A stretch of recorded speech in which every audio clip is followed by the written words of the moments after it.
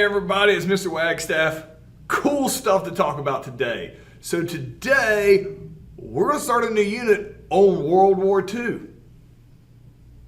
You've heard about World War II. Let's go ahead and jump in and get started. So this unit, we're going to be talking about America's involvement in World War II and the aftermath. Disclaimer here, if you had me for world history, we went through Nazi Germany, rising to power, Mussolini, the fascists, went through a lot of that, all of that in quite a bit of detail. This course is focused on the American experience in World War II. However, today we still have to catch you up to speed so you know what's happening in the world here in 1941 when America gets involved in the war and we're attacked by Pearl Harbor. We're attacked at Pearl Harbor by the Japanese. But we'll actually get to that at the end of the lesson. We got to kind of set the stage here for what's happening in the rest of the world. So in 1940, that's where we're going to start it today. America's still recovering from the Great Depression.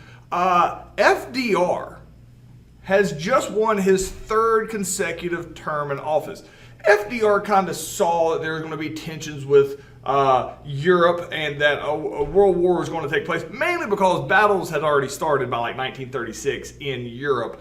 Shockingly, so Roosevelt really wanted to stay on because he felt like the change of power at that time was such a pivotal part of American history. He should stay on. So he's the only president that we've ever had that serves 3 terms. He's actually in the middle of World War II. He's going to serve a 4th consecutive term.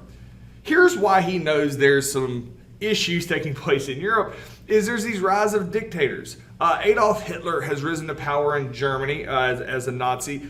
He hates communism. That's important to know because we're going to talk about Stalin and then the guy here on the right, that's Joseph Stalin. Joseph Stalin, he is the leader of Russia, also known as the Soviet Union here.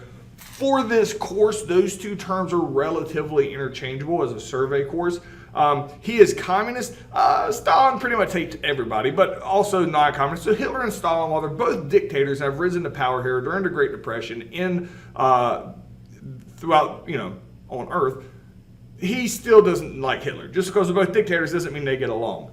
Benito Mussolini, however, in Italy, and he's a fascist, that's kind of what we classified them as in history, he is going to be buddies with Hitler.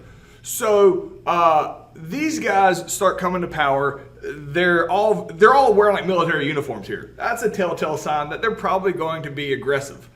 So throughout the 1930s, while everybody's dealing with the Great Depression, America starts passing these things called neutrality acts. See, World War I was trash for America. We gained nothing out of it. We felt like we showed up, we saved Europe from this awful, awful war called the Great War, and then immediately afterwards, they just want to beat up on each other even more. Because of that, America sees like a mile away that drama's brewing there in Europe with all those dictators that are all going to be power hungry. So America passes laws on ourselves to let Europe know when you guys go to war and it's going to happen, don't come asking America for help. Europe's like, not going to be a thing. Well, shockingly, guess what? It's going to be a thing, and America makes sure that Europe knows we ain't getting involved. So the drama begins when these 2 dudes team up, Adolf Hitler and Benito Mussolini. So Benito Mussolini, he's not nearly as strong as everybody thinks he is, but he does team up with Hitler, who is absolutely as strong militarily as everybody thinks he is.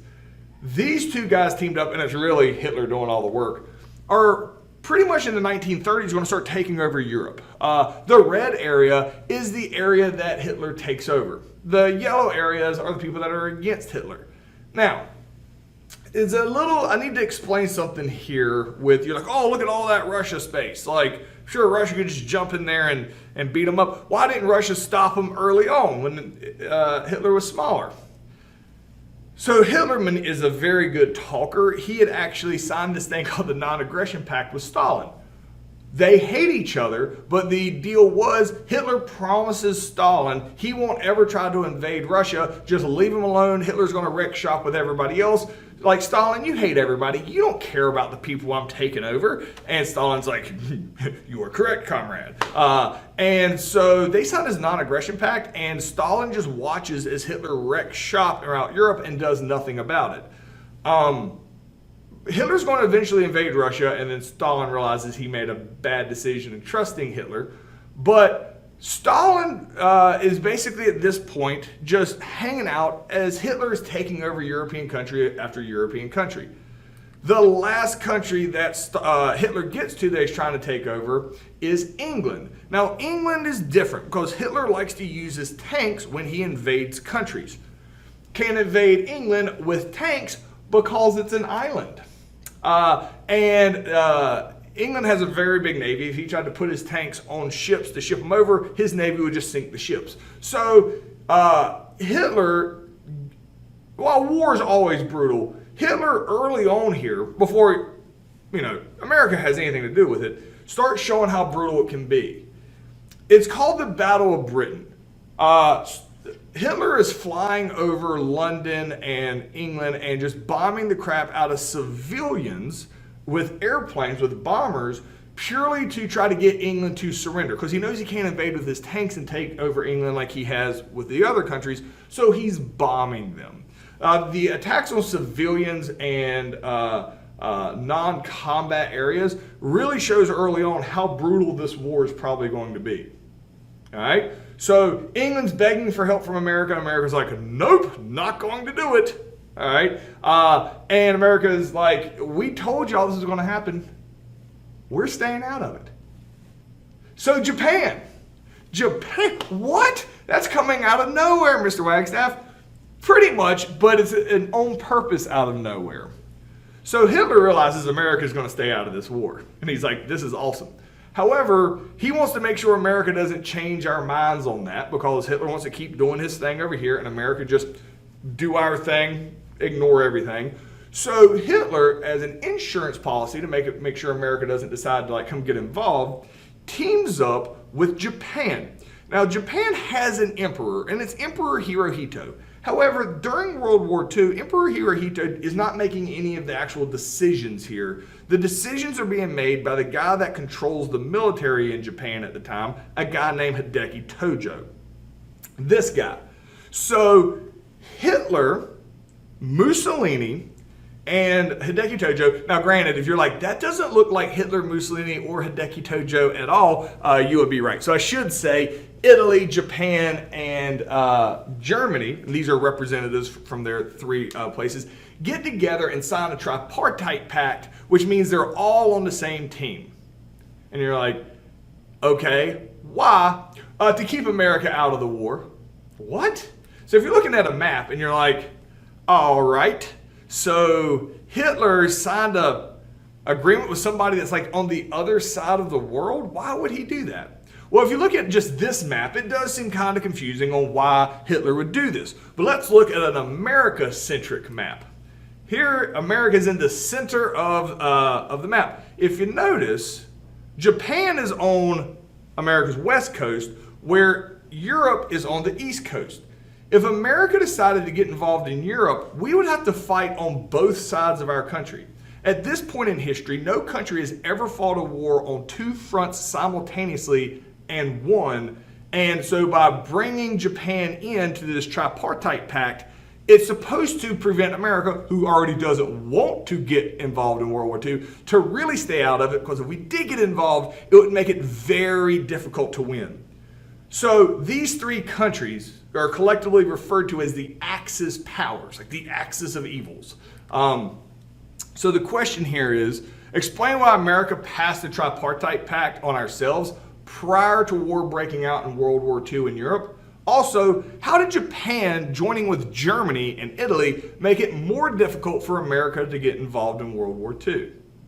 So pause me, answer that completely, and we're moving on. So due to the fact that World War I was not an enjoyable experience for Americans, collectively, basically due to the fact that the Treaty of Versailles about guaranteed that there would be a World War II, America justifiably 100% wants to stay out of this drama that's taking place in Europe. Well, 99.99999% of the American population supports that. The one person who is kind of against it is the president, Franklin Delano Roosevelt. He comes up with this concept called the cash and carry policy. So England is desperately needing help, and they're begging for help. And America's like, tough, do it on your own. FDR comes up and is like, well, hold on now. What if we sold them weapons? Because the Neutrality Acts, they say that we are not allowed to give countries that are at war weapons. We can't give it to them. Doesn't say we can't sell them weapons. Now, the cash and carry policy is very lenient. Basically, they give us $20, we give them millions of dollars of weapons. This is a very thinly veiled way of supporting England. This, not surprisingly, is one of the first times that the American public is going to be upset with something FDR is doing. It takes into his third term. Because he is clearly moving us closer to war. So why would FDR, all right, why would he support this idea of giving weapons to England and bringing us closer to war, or at least selling them weapons? Well, he uses the analogy of loaning your garden hose.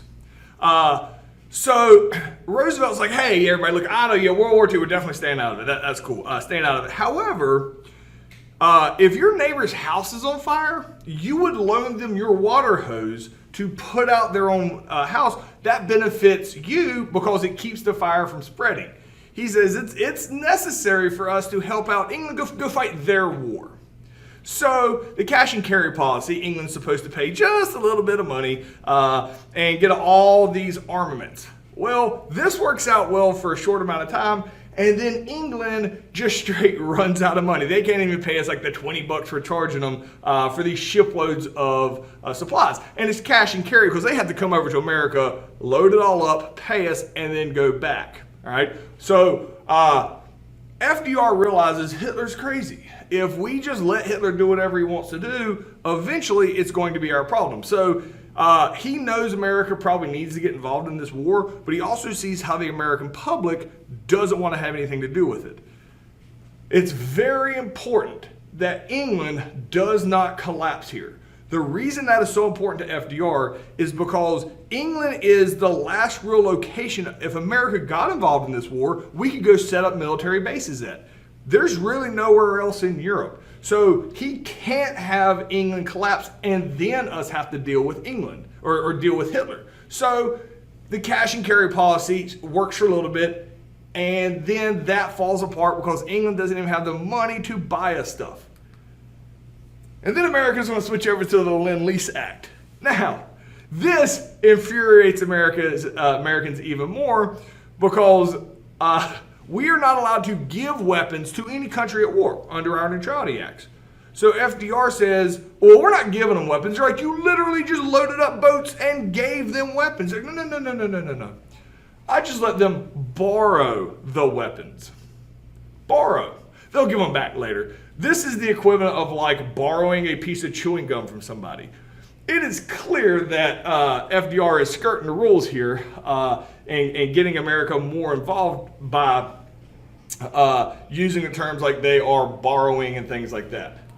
So it's not just that we are giving, with the Lend-Lease Act, we are not just giving weapons to, loaning weapons to England. We are doing that, but we're also giving it to China, all right? And we're going to talk about them in a minute because Japan's messing with them. And then to Russia. Russia? Why Russia? Russia's not even involved in this war. Well, while this is taking place, Hitler, who cannot be trusted, has invaded Russia. So now Russia, who had been staying out of it, letting Hitler wreck shop in Europe, thinking Hitler would never mess with him, starts messing with them. And huge wars broken out here on the Eastern Front in Europe. And Stalin has been pulled in. And since Stalin is fighting Hitler, and we don't like Hitler either, we are already giving some supplies here to Stalin. Even though we hate Stalin, we hate communism, we hate everything he stands for, he's the lesser of the two evils here. So we actually, the Lend-Lease Act will actually start giving some supplies to Russia as well. So the question here is, why would FDR decide to start giving aid to England even though the American population was upset with him for getting involved in World War II? Like, what was his rationalization? Even though it hurt him politically at home to do this, what is his motivation for why he feels he should have to help out these European nations, even though they made a big thing about not having to help them? All right, so that brings us to the Atlantic Charter. So the leader of England at the time is a guy named Winston Churchill. He loves the fact that FDR is helping him out with these, the Lend-Lease Act, but he needs troops on the ground. So the Allies have come in. The Allies are basically anybody against the Axis powers. There's like 26 people in the Allies, and Winston Churchill wants America to join. So they meet on the front of this battleship off the coast of Canada, and this is called the Atlantic Charter. It's really important because FDR is going to meet with Winston Churchill. This here is a famous photo. So if you notice, they're both sitting down. As we had talked about in a previous unit, FDR is in a wheelchair. So, not surprisingly, he's going to be sitting down. Because people don't want to see him in a wheelchair, he's always sitting in a chair whenever you see pictures of FDR. Whoever he's meeting with, out of respect for him, will also be sitting down. So Winston Churchill comes out here, and this is a very important meeting, and says, FDR, I appreciate all the stuff you're giving us. We need boots on the ground. We need troops. We need your personal involvement. And FDR says, look, I can't do that. The American people aren't going to support that. However, if we do get involved in this war, we got your back. And basically the Atlantic Charter, basically from this point on, America and England call themselves the United Nations. Now, that term isn't really used anymore because after World War II, there's actually a big organization around today that is named the United Nations. So they just basically say they're BFFs. They're best friends. So Winston Churchill, this is another picture from them, is like, hey, cool and all, but I don't know how long we're going to exist. We need you to get involved. And FDR, after he says that they're best friends, he says, hey, tell you what, I can't ask the American people for war, but I will do everything in my power to make sure a war happens. So you can play around with what that means a little bit, but from this point on, America up to present day, America and England have each other's backs. This is like present day, America will go do something dumb and England will have our back if the rest of the world doesn't. This happened since 2000 with the invasion of Iraq. The rest of the world's like, don't do it. And America's like, who's going with us? And England's like, sorry, everybody, that's our boy. So from this point on, you mess with England, you're basically messing with America and vice versa. So the question here is, what is historically significant about the meeting between FDR and Winston Churchill, and what was the lasting implications of this meeting? So pause me, answer that completely, and we're moving on.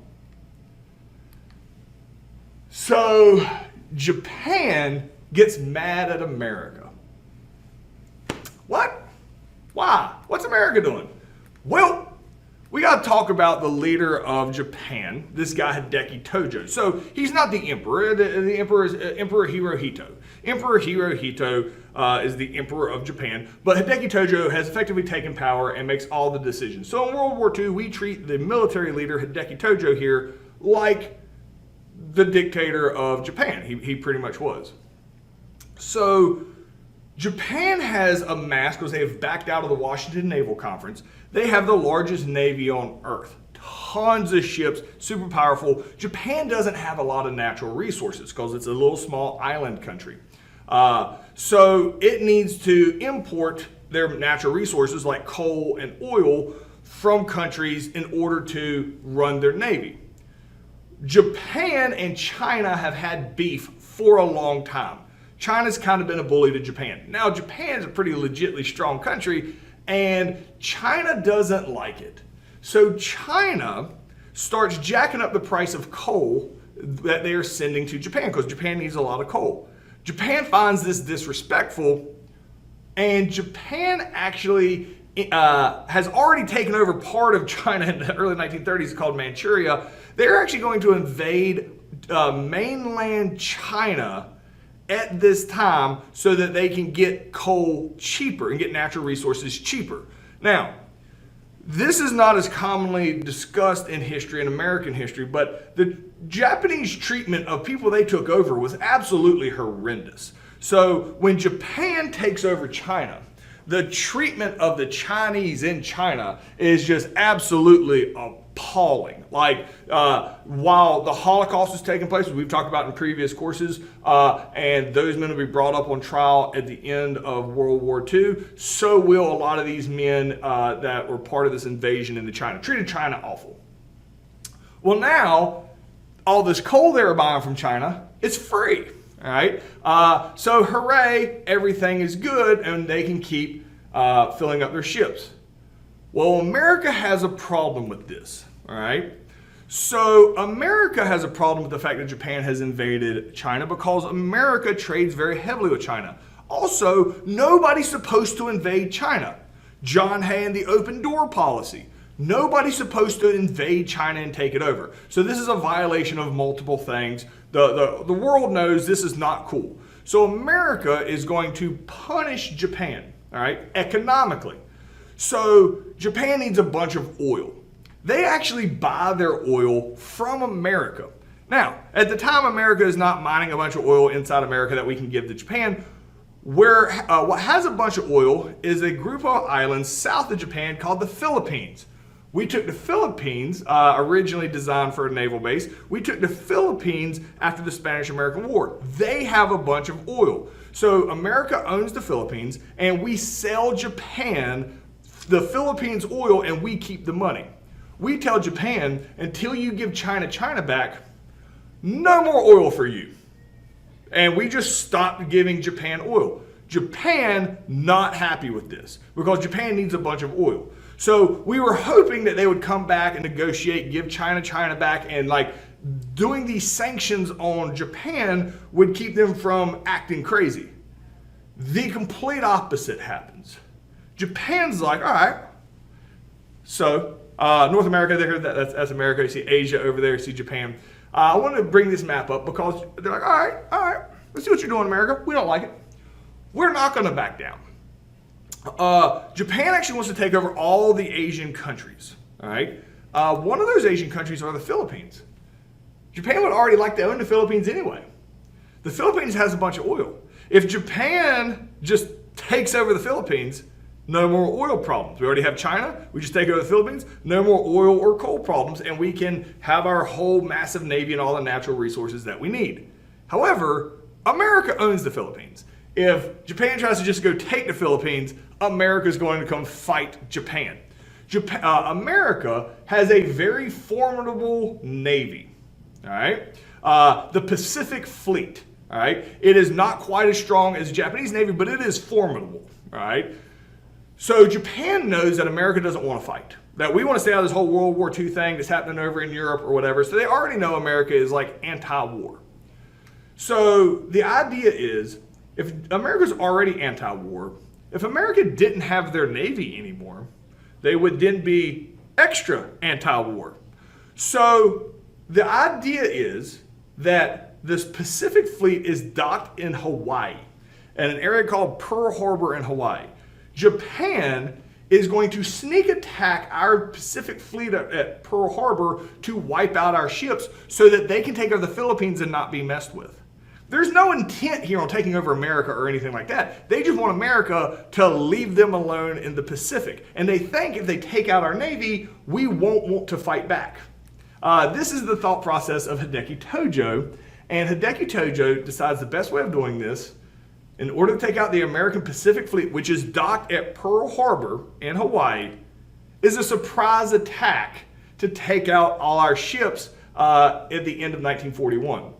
So the question here is, what had America done to frustrate Japan? And why do you think Japan wasn't willing to negotiate with America over the oil embargo? And let me clarify here on the oil embargo. Keep in mind, Japan helped us out in World War I. They weren't even allowed to speak at the Treaty of Versailles. They joined the Washington Naval Conference, and then we tried to be jerks and destroy half our ships, trying to force them to do it, and they backed out.